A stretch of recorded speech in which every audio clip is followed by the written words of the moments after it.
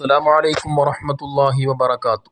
بسم الله الرحمن الرحيم. الحمد لله رب العالمين. اللهم صل وسلم وبارك على رسولك سيدنا محمد وعلى آله وأصحابه سيدنا ومولانا മുഹമ്മദ്. നമ്മളൊക്കെ ധാരാളം ആഗ്രഹങ്ങൾ മനസ്സിൽ കൊണ്ട് നടക്കുന്നവരാണ്.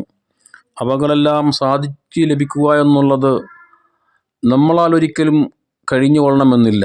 എന്നാൽ നമ്മെ സൃഷ്ടിച്ച് നമ്മെ പരിപാലിക്കുന്ന, നമ്മുടെ എല്ലാ കാര്യങ്ങളും നിയന്ത്രിക്കുന്ന കാരുണ്യവാനായ റബ്ബ്, ആ അള്ളാഹുവിനോട് നാം മനസ്സറിഞ്ഞ് അള്ളാഹുവിനോട് ദുആ ചെയ്താൽ തീർച്ചയായും റബ്ബ് അത് ഖബൂലാക്കി നമ്മുടെ ആഗ്രഹങ്ങളൊക്കെ അള്ളാഹു നമുക്ക് സാധിപ്പിച്ചു തരും.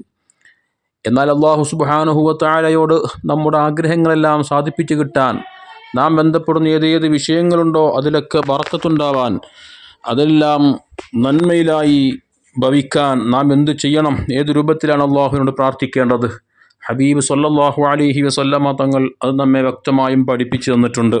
അവിടുത്തെ പ്രിയ പത്നി ഫാത്തിമ റളിയല്ലാഹു തആല അൻഹയോട് ഹബീബായ മുത്തുനബി സല്ലല്ലാഹു അലൈഹി വസല്ലമ തങ്ങൾ അത്തരമൊരു പ്രാർത്ഥന പഠിപ്പിച്ച് കൊടുത്തതായി ഇമാം നസാഇ റളിയല്ലാഹു തആല അൻഹു അനസ് ബിൻ മാലിക് റളിയല്ലാഹു അൻഹുവിനെ തൊട്ട് നിവേദനം ചെയ്യുന്ന ഹദീസിൽ നമുക്കത് കാണാം.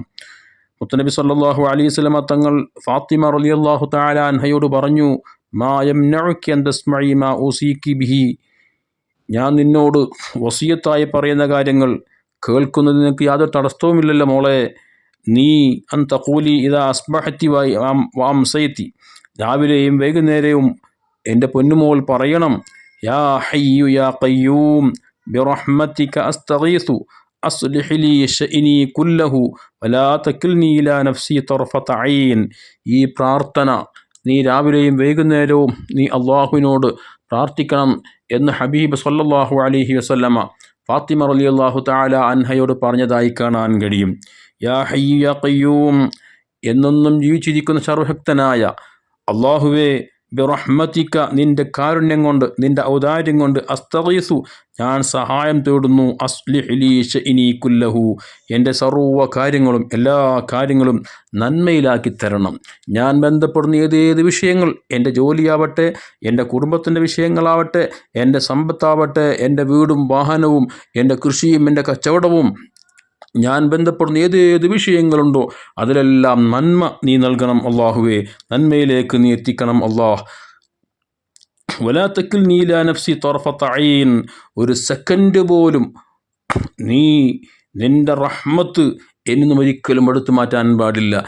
എൻ്റെ ബലഹീനത, എൻ്റെ കഴിവുകേട്, എൻ്റെ ളുഅഫ്, എൻ്റെ തഖ്വയില്ലായ്മ, ഇഖ്ലാസില്ലായ്മ കാരണം അള്ളാഹുവേ, ഒരല്പസമയം പോലും നിൻ്റെ റഹ്മത്തിൽ നിന്നും എന്നെ നീ മാറ്റി നിർത്തരുത് എന്നുള്ള പ്രാർത്ഥന അള്ളാഹുവിനോട് മനസ്സറിഞ്ഞ് നാം ദുആ ചെയ്താൽ റബ്ബിൻ്റെ കാരുണ്യം നമുക്ക് അവൻ നൽകുകയും നമ്മുടെ എല്ലാ കാര്യങ്ങളും അർഹമുർ റഹീമായ റബ്ബ് ഏറ്റെടുത്ത് നടത്തി തരികയും ചെയ്യും. അള്ളാഹു നമ്മെ എല്ലാവരെയും സ്വാലിഹീങ്ങളിൽ, സജ്ജനങ്ങളിൽ ചേർത്ത് തരുമാറാവട്ടെ. നമ്മുടെ എല്ലാ കാര്യങ്ങളും അള്ളാഹു ഏറ്റെടുത്ത് ഖൈറായ നിലക്ക് അതെല്ലാം നമുക്ക് അനുഭവിക്കാനുള്ള തൗഫീഖ് അള്ളാഹു നമുക്ക് നൽകട്ടെ. ആമീൻ. അസ്സലാമു അലൈക്കും വറഹ്മത്തുള്ളാഹി വബറകാതുഹു.